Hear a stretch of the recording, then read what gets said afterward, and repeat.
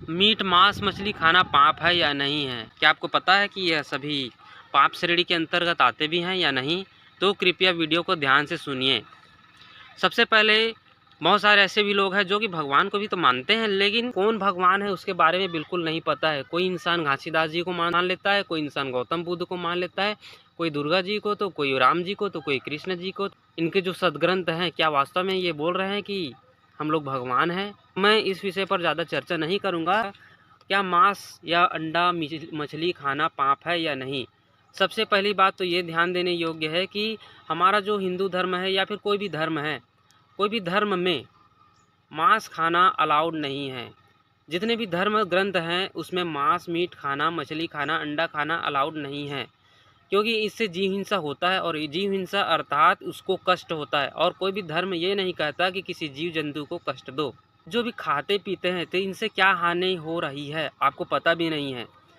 जो लोग भगवान को तो मान रहे हैं, कोई ऐसी चीज़ें हैं जो दिव्य शक्ति है, जो महाशक्ति है, उनको मानते तो हैं। उनको मानने के साथ गलती ये हो जा रहा है इंसान से कि भूत पितर इनमें आसक्त हो जा रहे हैं। यही इंसान से गलती हो रहा है। धर्म ग्रंथ ये नहीं कह रहा है कि आप इनको भगवान मानने के साथ साथ मानो, बिल्कुल नहीं कह रहा है कि मांस खाना बिल्कुल गलत बात है। क्यों गलत बात है? क्योंकि इनसे हानि क्या हो रही है आपको बिल्कुल नहीं पता। क्योंकि कबीर साहब जी जब आए थे तो उन्होंने साफ साफ कह दिया था कि मांस खाने वाले राक्षस श्रेणी के हैं, चाहे वो किसी भी जाति धर्म का हो। एक वाणी है, मांसाहारी मानवा प्रत्यक्ष राक्षस जान, ताकि संगति मति करे होए भक्ति में हान। संत भी थे, कवि भी थे और महान पूर्ण परमात्मा भी हैं। जनता को जागरूक करने के लिए प्रकट हुए थे, ना कि जन्म हुए थे। कबीर साहब जी चारों युगों में आए हैं। सतयुग में सतसुकृत नाम से, त्रेता में मुनिंद्र नाम से, द्वापर में करुणामय नाम से और कलयुग में कबीर नाम से, वास्तविक नाम से आए हैं। ये जो पूर्ण परमात्मा हैं अपना लीला 3 रूपों में करते हैं। शिशु रूप में करते हैं, दूसरा लीला संत रूप में करते हैं और तीसरा लीला स्वयं भगवान के रूप में ही आते हैं। सन 1774 में जब कबीर साहब जी हरियाणा में आए थे, तब संत गरीबदास जी को 10 वर्ष के बालक के रूप में मिले थे, जो कि गाय चरा रहे थे। अपने वास्तविक ज्ञान से परिचित कराया था और सतलोक लेकर गया था।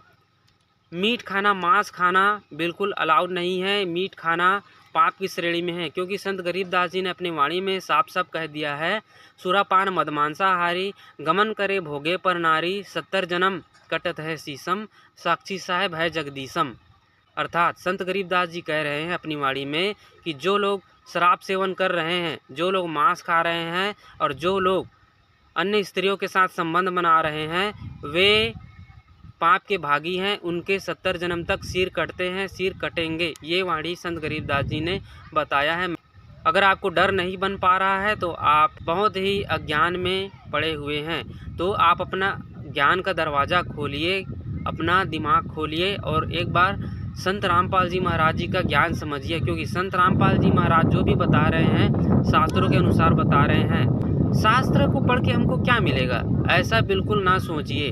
क्योंकि अगर आप नहीं समझ रहे हैं तो बहुत सारे लोगों के ऊपर काल का ऐसा प्रभाव है, भूत भैरव पितर पूज रहे हैं, भगवान को छोड़ के पत्थर पूज रहे हैं। पत्थर भगवान नहीं है। ये बातें कबीर साहब जी ने अपनी वाणी में बार बार बताया है कि पत्थर पूजने से हरि नहीं मिलने वाला। पत्थर पूजे तो हरि मिले, पत्थर पूजे तो हरि मिले, मैं पूजू पहाड़, ताते तो चाकी भली पीस खाए संसार। वेद पढ़े पर भेद न जाने, बाँचे पुराण 18, पत्थर की पूजा करे भूल गए सिरजन हारा।